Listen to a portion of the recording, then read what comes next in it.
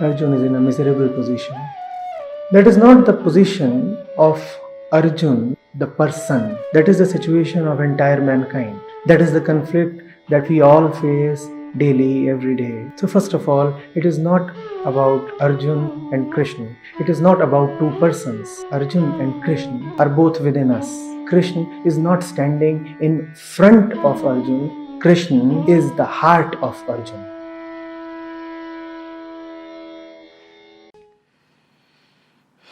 On listening to the discourses on a regular basis, the tight hold has somewhat started to loosen and has helped me to get over the dark times in my life. But still, I'm not able to absorb and marinate in the talks completely. There are just some moments of awakening or understanding, and they start to fade sooner than they appear. I soon fall back into the old pattern, and the readings become a mere mental knowledge. I'm simply becoming a heap of accumulated knowledge without knowing anything in the true sense. Will it be a never-ending cycle? Please guide me on how to absorb the discourse fully. And then she has given her routine. 6 a.m. the day starts, then an hour of exercise, then 7 or 8 hours of work, professional work probably, then evenings with family and reading.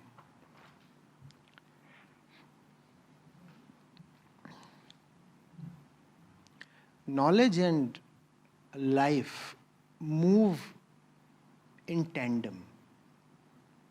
One cannot outpace the other.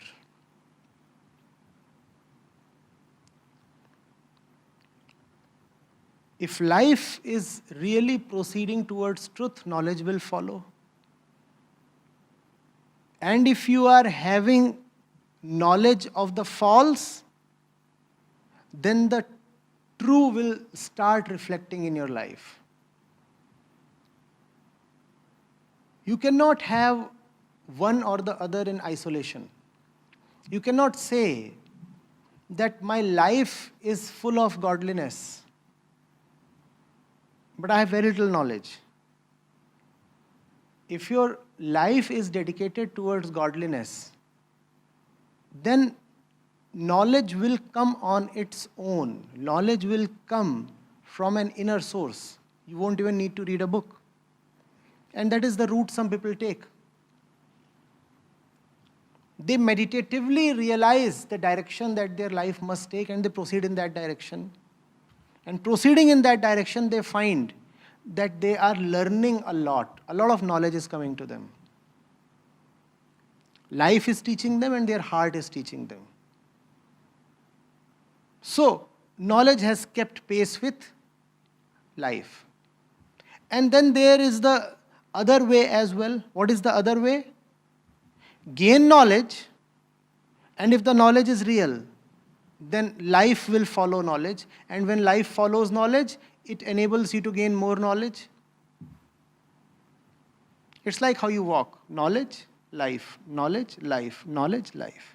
You cannot have one leg racing ahead of the other.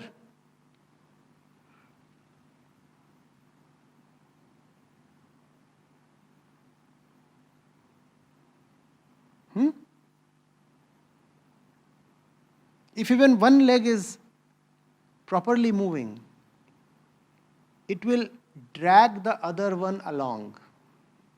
Right? Does that happen or not? And if the other leg stubbornly refuses to move, what happens to the first leg? That too can't move. That is what happens to people who say that they are gathering a lot of knowledge, but their life is not changing. The fact is, you haven't gathered much knowledge. The little bit of knowledge that you firstly gain must be allowed to change your life to the extent it can. Only when life has changed to the extent it can, do you become eligible for more knowledge.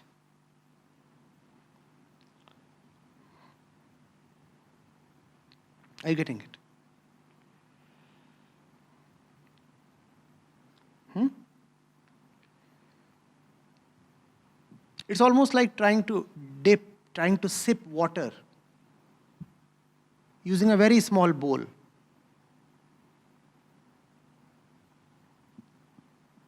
Putting water into the bowl is gaining knowledge. Sipping the water is knowledge turning into life. So when knowledge turns into life, the bowl becomes empty. And it becomes eligible to receive more knowledge. And it becomes eligible to receive more knowledge, it gets more knowledge. The knowledge must become life, and then it becomes again eligible. And so knowledge and life keep pace with each other. Now if you just keep gaining knowledge, which means the bowl just keeps receiving water without the water being intaken, then what is really happening? The water is just spilling over. So you think that you are receiving water, but that water is not yours. It's all going waste. It's spilling over. For the water to be really received, it must keep becoming life.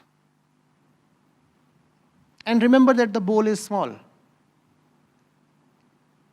So whatever little knowledge you gain must quickly become life. Only then will there be a vacancy for more to be taken.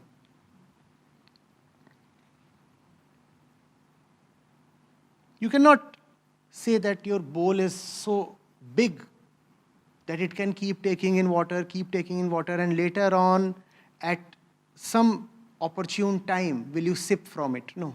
The bowl is very small. Take it, sip it. Take it, sip it. Take it, sip it. Keep these two going together and parallelly. There are so many who say that they know so much, but it is not benefiting them. My answer to them is, you do not know. First of all, get rid of the illusion that you know a lot. You do not know. Real knowing is being. It is impossible to know and not to be. And if you are not succeeding in being, then it means that you also have no knowing. Knowing that does not turn into being is not knowing at all. All right? So, just do not fall in the trap of big knowledge. Take the small things and turn them into your life. And then you will see how you open up to receiving more knowledge and living by it. Right?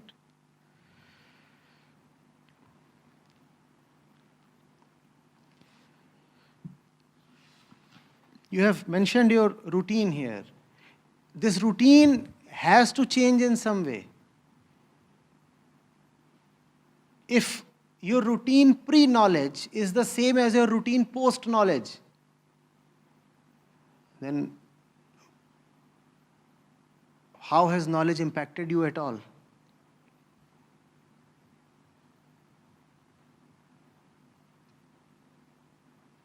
Knowledge, if it is real, it changes your life, your routine, your work, your relationships, your face,